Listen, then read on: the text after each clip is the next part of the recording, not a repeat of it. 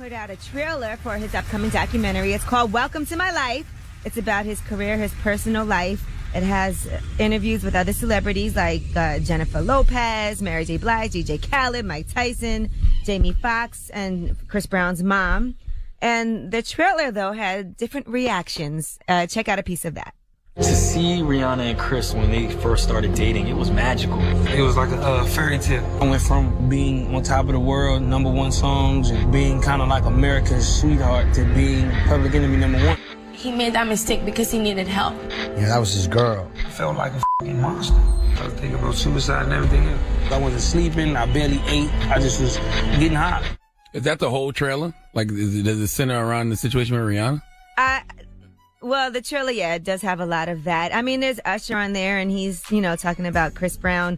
So it's other people giving testimonies, not just about that, but the trailer did have... I feel like Chris Brown has done more than that. If you control your own narrative, you don't have to... Well, that whole entire documentary. This is just a trailer. Now, a lot of people posted it from publications. New York Magazine said, don't bother watching that garbage documentary about a garbage person, Chris Brown. Really? Huffington Post... There's going to be a new Chris Brown documentary where he expects us to feel sorry for him. Paper Magazine, Chris Brown opens up about beating Rihanna in 2009 in new documentary that no one asked for. Now, Chris Brown responded. He said, I absolutely love the fact they hate me so much. No matter what you post, I ain't going nowhere, and I'm one of the best artists to do it in the last 11 years. So there you have it. He's right. Chris gets busy. Can't front on Chris. And it doesn't seem like it matters whatever Chris Brown does. He still has his hardcore support. He's a very talented young man. But that's what happens when you keep reminding people of the dumb stuff that you've done. You know what I'm saying? That's why I say when you control your own narrative, you don't have to necessarily throw that out there. Like, he goes in on people. But, he had his supporters, so I'll be interested to see it. Now, Kanye West, the Life of Pablo, this is causing all kinds of issues. Now there's a class action lawsuit that says that Kanye fraudulently promised fans that his album, The Life of Pablo, would be only available on Tidal. Now, despite the fact that he claimed that, the album was then released on Apple Music and Spotify and on his own website. So they're saying the promise of exclusivity gave Tidal a boost in sales and consumer information.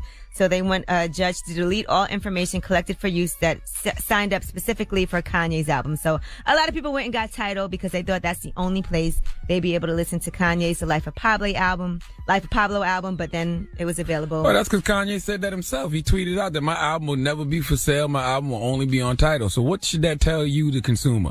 Stop listening to these Negroes. They say anything. But can you really sue? Because he really doesn't own his music. Can he sue? I don't know, but he did make that promise. He did. And people did pay $9.99 to subscribe to Tidal.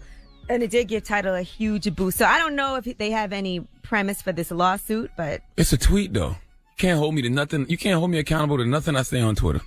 Well, he said, my album will never be on Apple, and it will never be for sale. You can only get it on Tidal. Okay. That didn't work out the way he wanted it to, did it? Not at all. It's definitely not true. Don't listen to these Negroes. They say anything. I keep telling y'all that. And guess what? People will sue for anything, too. Mm-hmm.